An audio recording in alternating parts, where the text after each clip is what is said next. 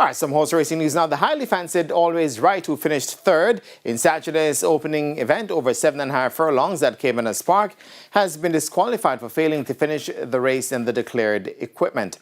Always Right, who went off as the 7-2 second choice in the field of 15 with jockey Jerome Innes, lost her left cheek piece inside the last half a furlong of the event.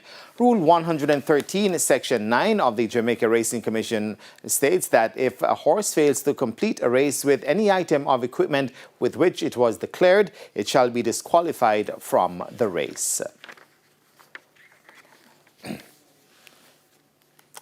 And that's where we leave the park for this evening. We take a break and come back with Cap.